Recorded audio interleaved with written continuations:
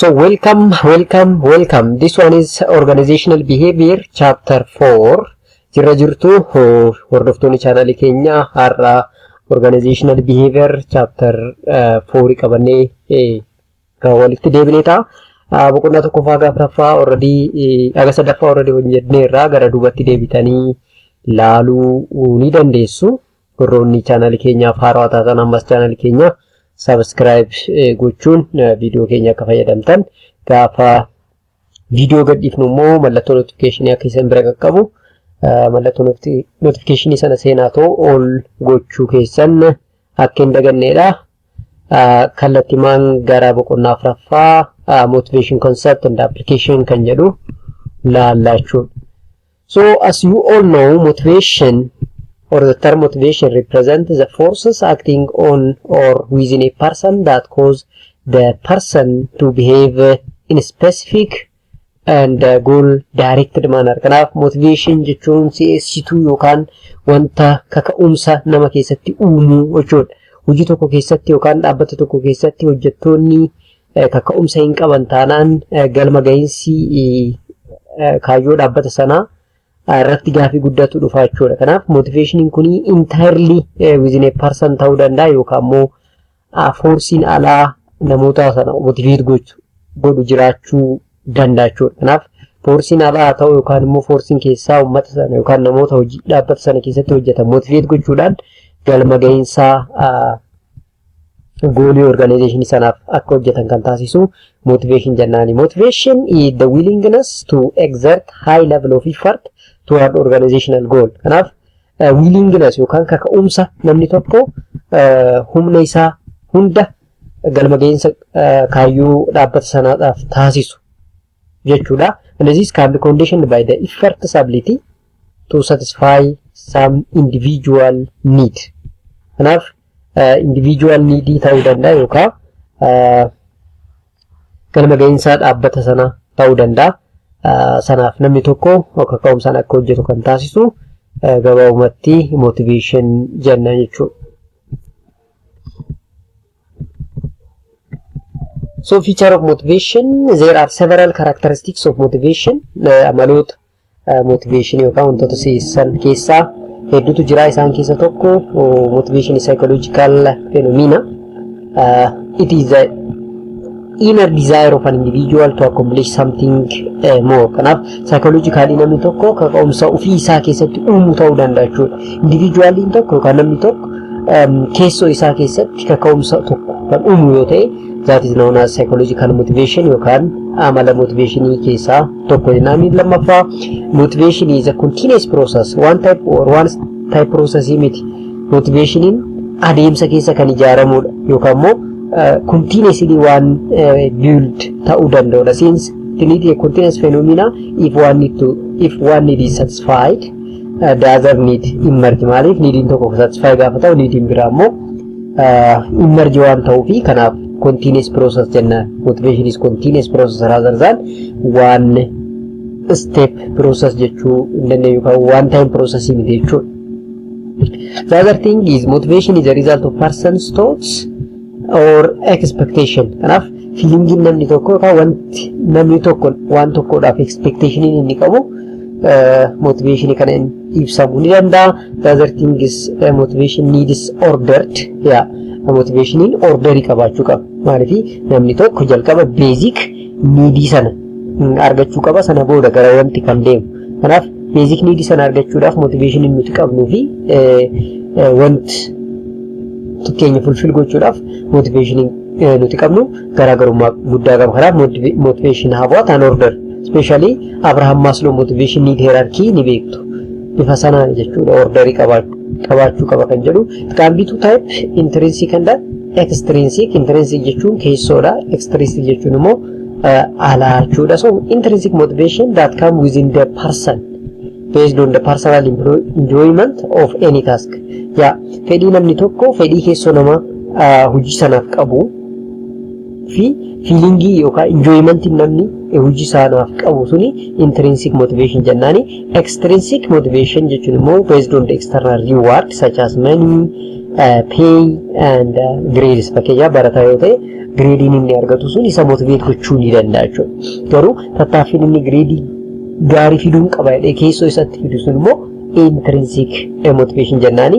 Karaa biraatiin immoo money yookaan paymentiin dhaabbanni tokko nu kaffalu external motivation keenya ta'uu ni danda'a jechuudha. Kanaaf intrinsic motivation fi extrinsic motivation jennee bakka lamatti qooduu akka dandeenyu beekuu qabdu. Maayinni importansiin isaa maayinni motivation qabaachuun faayidaan isaa maayinni kan jedhu ilaallaa jechuudha. So high level of performance especially performance yookaan humna nuti qabnu hunda baafnee dhaabbata sanaaf akka hojjennu nu taasisa. High level of performance jechuun kan. So high motivated worker have the sense of belonging for the organization. Dhaabbata sana akka dhaabbata ofiitti waan laaluuf humna isaa hunda baasee hojjechuu ni danda'a jechuudha. Lammaffaa low employee turnover and absenteeism. Hojii irratti nafan yookaan hojii sana gadhiisanii deemuun carraan isaa gadi bu'aa ta'a jechuudha. So turnover and absenteeism is caused due to low level of motivation. Bakki hojiin suni yookaan hojiin nuti hojjennu sun gammannee yookaan jaalannee hojjennu taanaan dirqamnee dhufna jechuudha. Kanaaf gaafa hoogganaan keenya hin jirre hafuu yoo dhufnes nama irratti hundaa'uu fi hojii sana akka feenitti hojjechuu ta'a jechuudha. Kanaaf high level of motivation gaafa jiraatu garuu employee turnover fi absenteeism gadi bu'aa jechuudha. Inni biraa organizational image, it will have a positive impact on the employees and the image of the organization so as to will be improved. Dhaabbata sanaaf image nuti qabnu yookaan positive impact nuti qabnu motivation sana irratti hundaa'a jechuudha.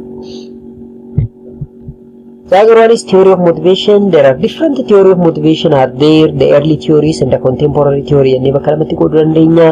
Early theory kanneen jedhaman kanneen akka carrot and stick theory or approach kan jennuuni, the hierarchy of need theory, theory of X and the Y, and the motivation of hygiene theory. Isaanan kunniin almost the early theory.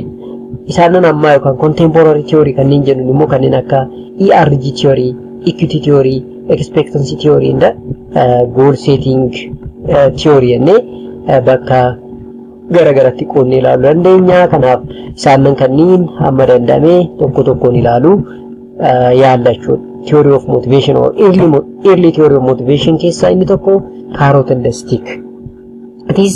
It comes from the old story that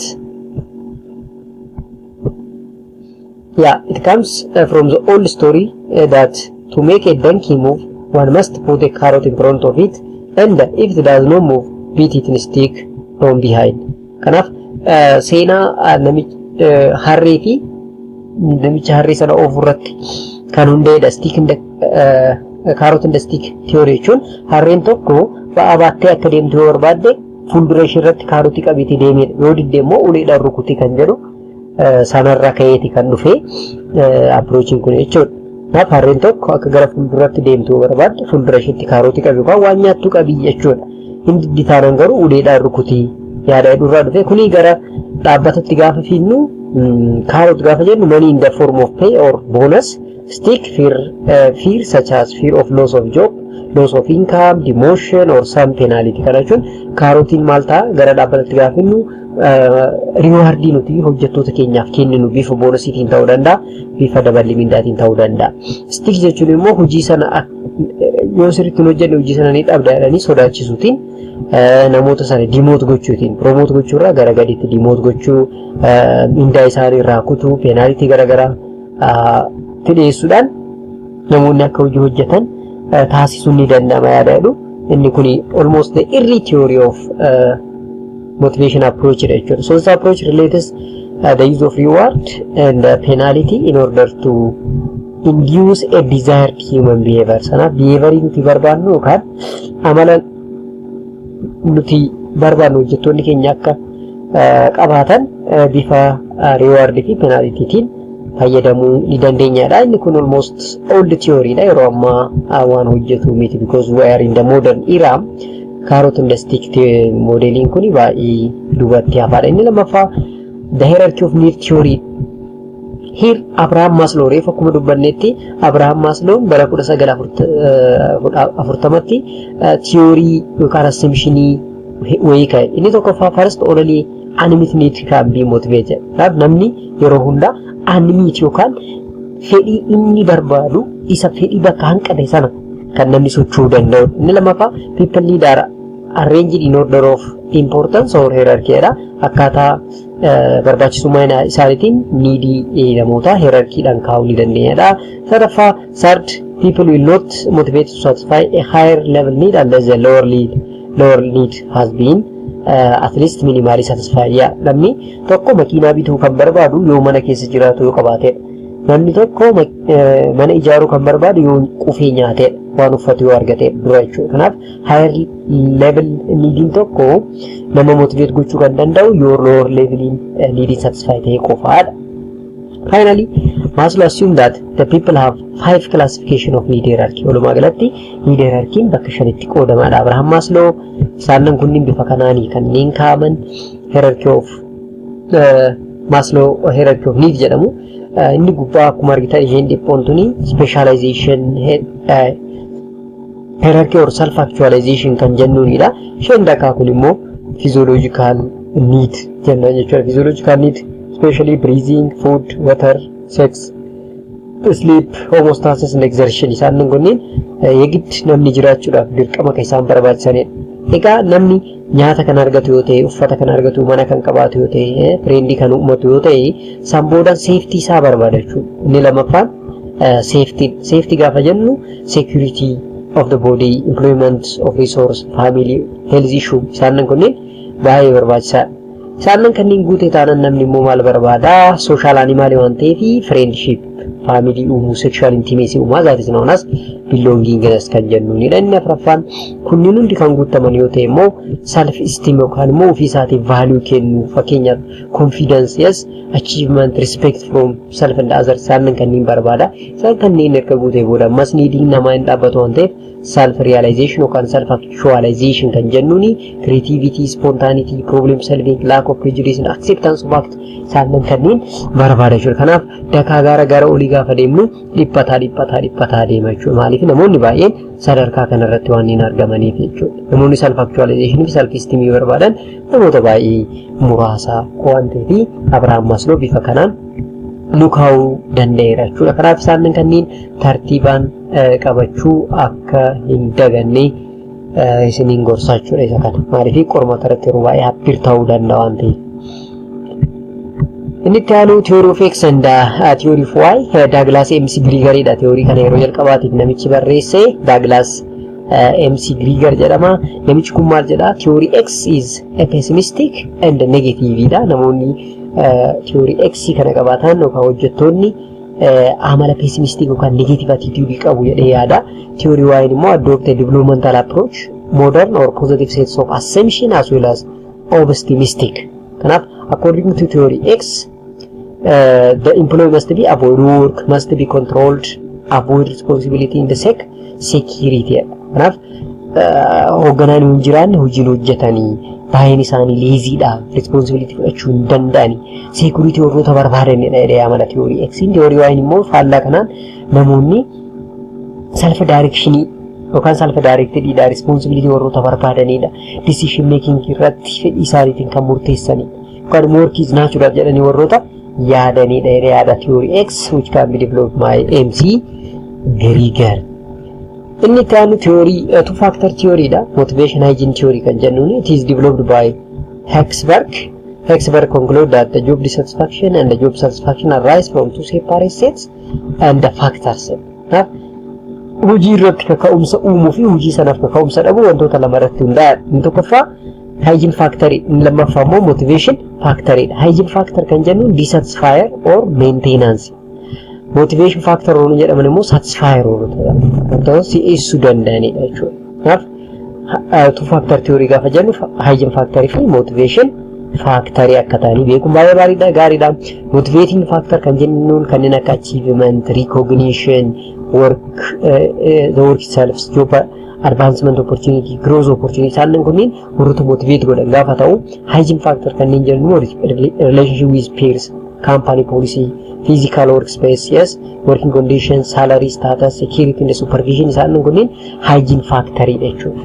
Hygiene factor kanaaf motivating factor, hygiene factor as a factor that motivate what an employees kanaaf hojjettoonni motivate ta'uu danda'u yookaan immoo demotivate, dissatisfy ta'uu danda'u.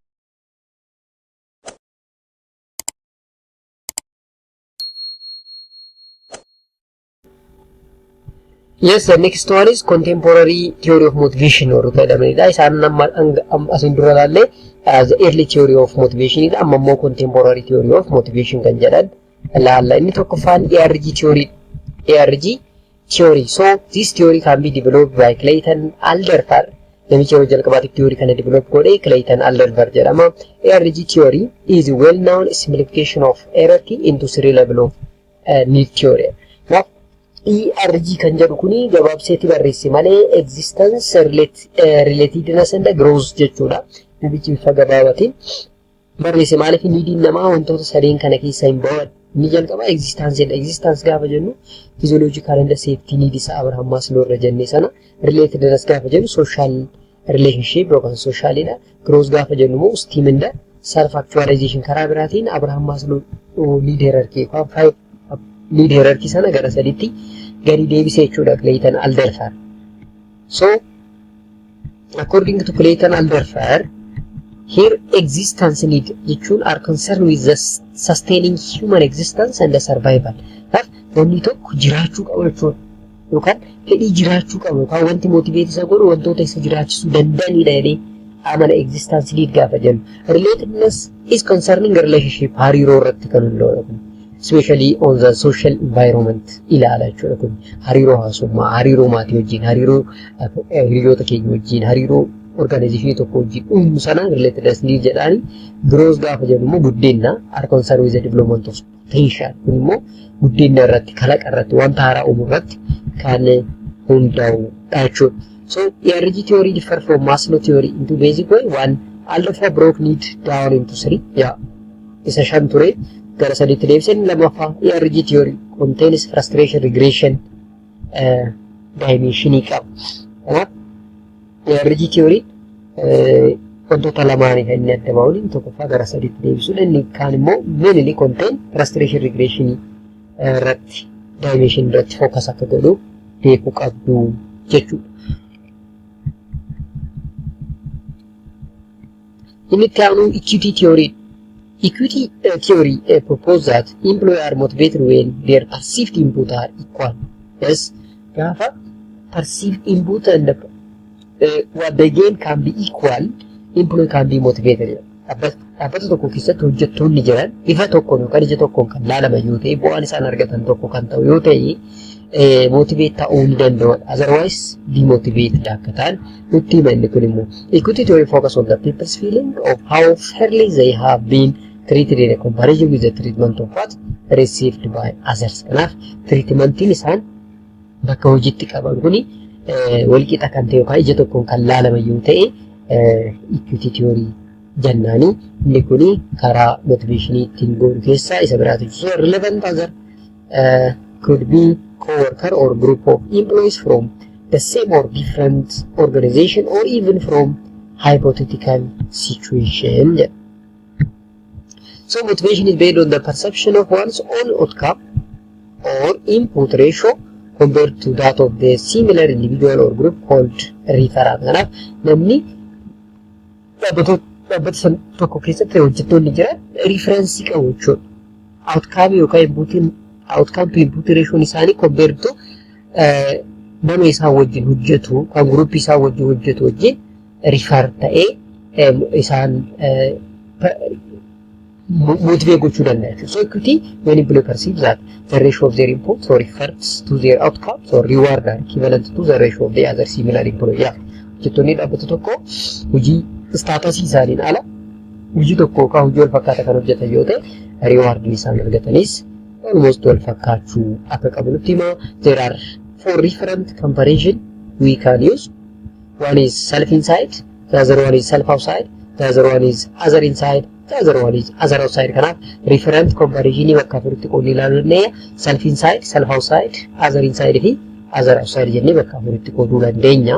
Self inside gaafa jennu an employee experience in different position inside his or her current organization jechuudha. Experience isa positionii garaagaraa dhaabbata sana keessa kan bakka amma itti hojjetu sana keessa wajjin gaafa madaalamudha. Self outside gaafa jennu an employee experience in a situation or position outside his or her current organization dhaabbata inni keessa hojjetu alaa wajjin gaafa compare ta'udha. Other inside gaafa jennu immoo another individual or group of individual inside the employee organization jechuudha. Other outside jechuun another individual or group of individual outside the employees organization jechuudha. Kanaaf bifa kanaan referent fayyadamuudhaan compare goonee equitable ratio keenya calculate gochuu akkasumas hojjettoota keenya motivate gochuu akka dandeenyu nutti himachuu. As well as expectancy theory, it is possible that employees are motivated when they believe they can accomplish the task and the reward for doing so are roles the effort. Kanaaf kana jechuudha dhaabbata tokko keessatti hojjettoonni jiran motivate ta'uu kan danda'an gaafa hojii kenname sana seeraan accomplish godhanii hojii sanaaf reward gaafa argatanidha. So the theory therefore focuses on three relationship: effort performance relationship. Effort performance relationship is related to the probability perceived by an individual that exerting a given amount of effort will lead to performance or expectancy. Kanaaf hamma humna ati baaftuni jechuudha kan performance kakkee yookaan rewardin ati argattu jedha. Inni lammaffaa performance reward relationship is the degree of which an individual believe that performing at a particular level will to attainment of the desired outcome jedha. Especially this one is known as instrumentality.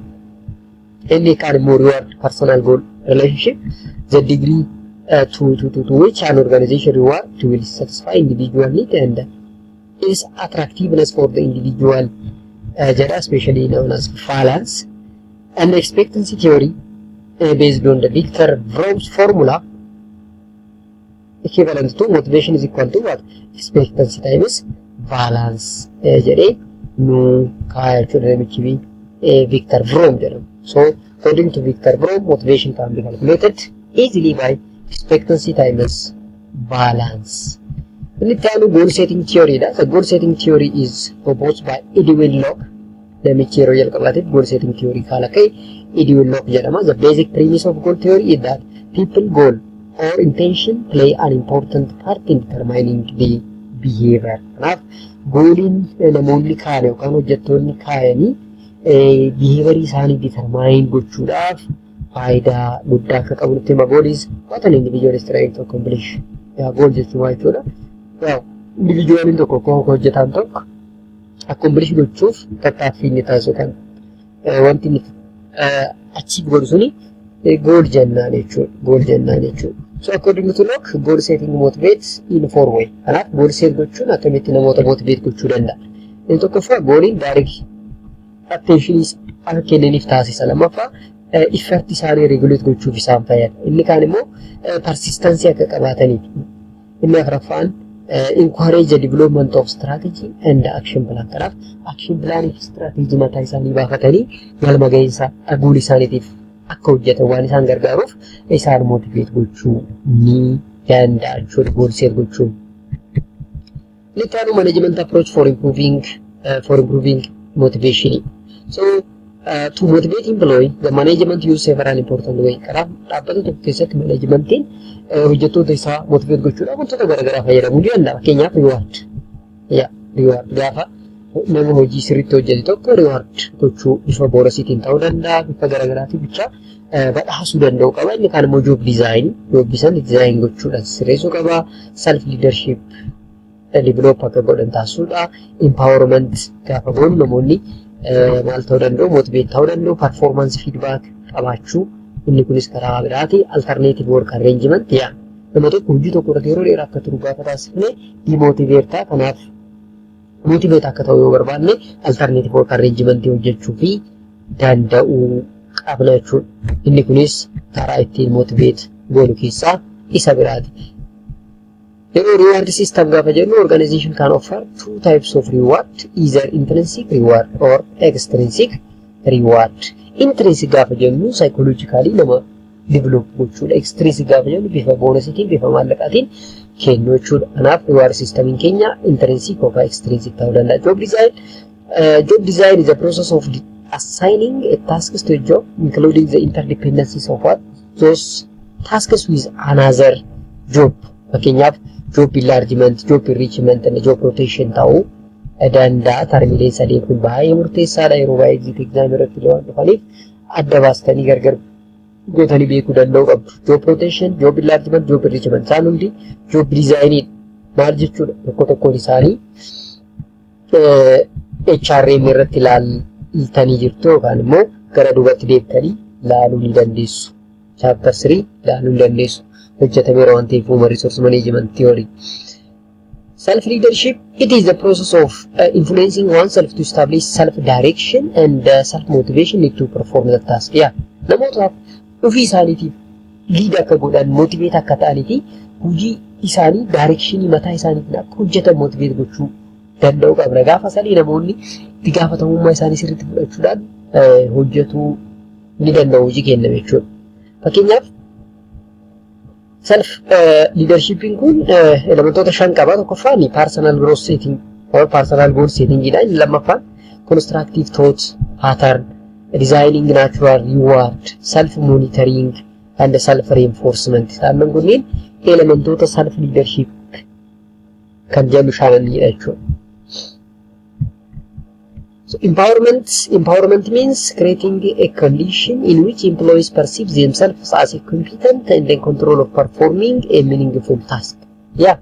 Ofisa empower gochuutiin hojii akka hojjetu taasifne namichi kun itti gaafatamummaa waan fudhatuu fi gahumsa akka qabuuf itti amanamummaan dabaluu fi hojii sana galmaan gahuu ni danda'a jechuudha.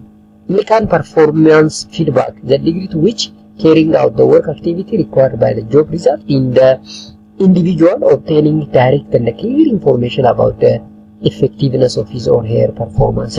Waa'ee hojii isaa, akkaataa inni hojjete, bu'aa inni argamsiise, ciminnaaf laafinni isaa sirriitti gaafachuun namni cimaa deema jechuudha. Inni biraa alternative work arrangement dha. Another approach to motivation is to alter work arrangement with flex time, job sharing and telecommunicating dha. Akkuma dubbanne hojii sana irratti geeddaruudhaan alternative work arrangement uumuun motivationii dabaluudhaaf karaa biraati jechuudha. So overall chapteriin afuraffaan kana fakkaata. Viidiyoo keenya irratti waa'ee akka qayyabattan abdii qabna. Kanaaf ammas warroonni chaanalii keenya subscribing goone viidiyoo kana qopheessuudhaaf at least dhamaatee hedduu nu gaafata. Isin immoo viidiyoo keenya hamma fayyadamtanitti chaanalii keenya subscribe gochuun gatii guddaa waan isin kaffalchiisu miti waan ta'eef chaanalii keenya subscribe gochuun viidiyoo keenya continuously gadhiifnu irraa akka fayyadamtan abdii qabna. Ammas chapter 5ffaatiin amma wal arginutti guddaa galatooma jechaa har'aaf asumatti finna jechuudha.